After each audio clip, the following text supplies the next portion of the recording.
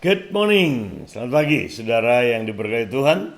Salam sehat, salam kuat, sembuh, dan diberkati oleh Tuhan. Pagi hari ini saya mau minum kayu secang, minuman tradisional. Saya excited banget karena baru kemarin saya melihat pertama kali pohon kayu secang ini.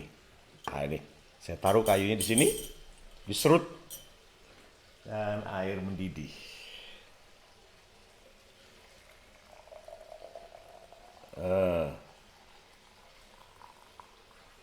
Lihat saudara, langsung airnya jadi ungu. Kalau airnya mendidih seperti ini. Asik. Ini minuman para raja. Ini di Imogiri di Jogja, minumannya ini. Oke, nah ini ada di salah satu bahannya di Jawu, jahe uwuh produk Pondok Penuai buat kesehatan. Bagus sekali, banyak sekali kandungannya, ya. So, lebih asik lagi kalau dikasih gula. Minum begini asik, tapi supaya ada sedikit rasa, saya biasanya akan kasih gula aren.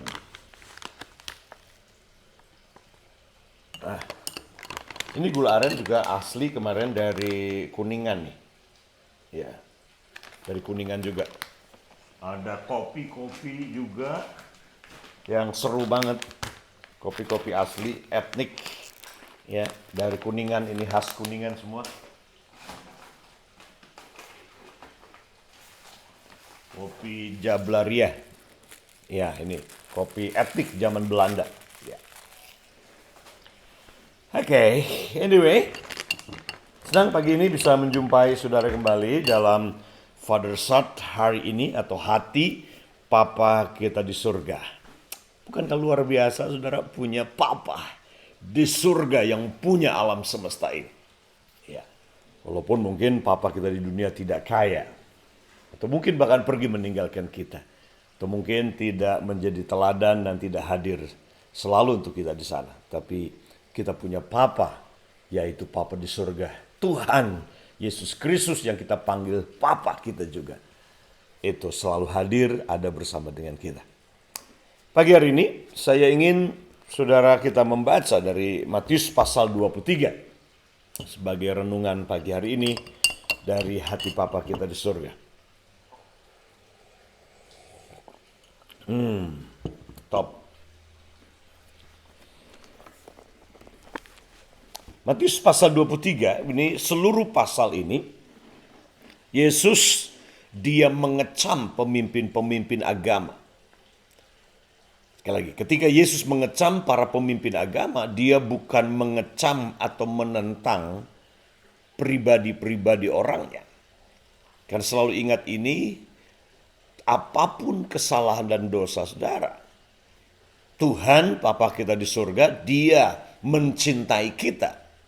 Tapi mencintai saudara dan saya, itu bukan berarti dia mencintai dosa dan kesalahan-kesalahan yang kita lakukan setiap hari sebagai manusia.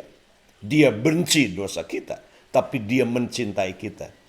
Tapi kesadaran bahwa dia mencintai kita ini seharusnya yang membuat hidup kita berubah, yang membuat hidup kita menjadi lebih baik, semakin baik, dan semakin baik setiap hari.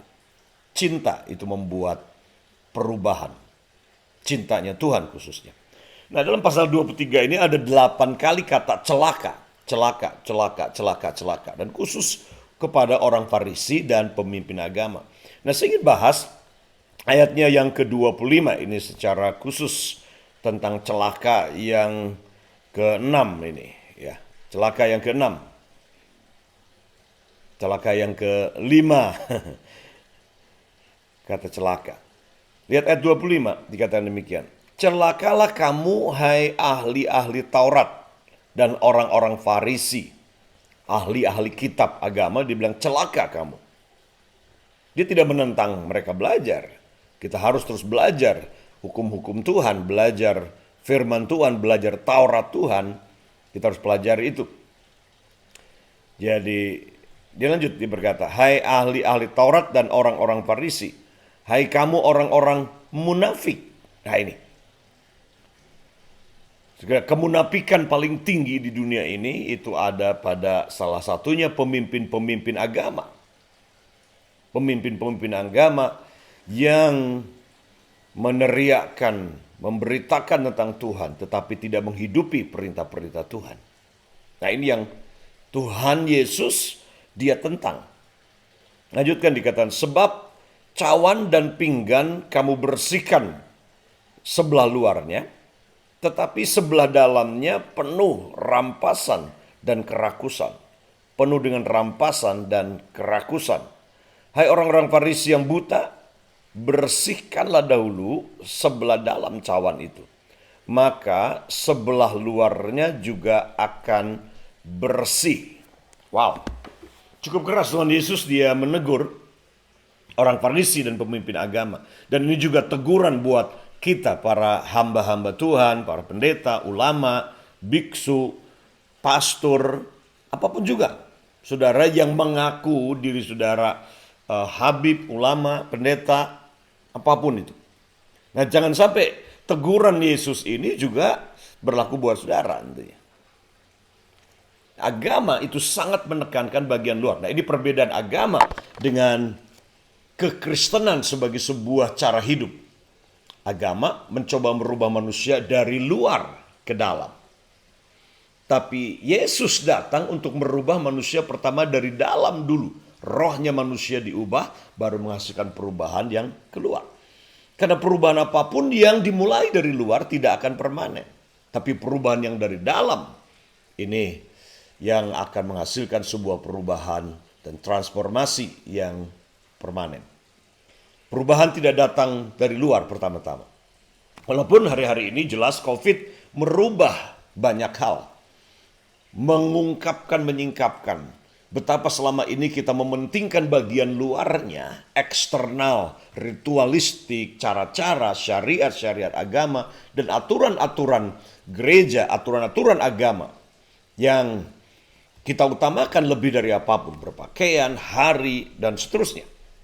Nah masa COVID ini kita dikembalikan ke rumah untuk kita melihat kembali yang paling esensi atau yang paling penting dalam kehidupan pribadi maupun dalam kehidupan hubungan kita dengan Tuhan. Nah, Yesus menegur, dia berkata, agama itu membersihkan cawan gelas ini bagian luarnya. Bagian luarnya dibersihkan, tapi dalamnya kata Tuhan itu isinya penuh dengan kebusukan, kemunafikan, dan kerakusan dan perampasan. Wow, keras. Dan Tuhan berkata bahwa dia datang bukan membersihkan bagian luar dari cawan, tapi membersihkan bagian dalam. Karena kalau dalamnya bersih gelas ini, maka saudara taruh apa saja, saudara minum, semuanya akan menjadi bersih. Nah, pesan Tuhan pagi hari ini buat kita adalah, yuk kita fokus kepada manusia yang di dalam, hidup yang di dalam, roh yang di dalam, hati yang di dalam, jaga bersih. Jangan sampai kita bersihkan tangan jasmani kita di luar karena aturan agama, tapi hati kita penuh. Yang Yesus berkata, kemunafikan, kebusukan, kerampasan, bahkan segala macam kejahatan. Kita harus bertobat dari hal ini. Tuhan ingin kita bersih mulai dari dalam. Kalau dalamnya bersih cawan ini, maka luarnya itu akan bersih. So, Tuhan Yesus memberkati saudara. Mari kita fokus manusia yang di dalam kita. God bless. Tuhan memberkati.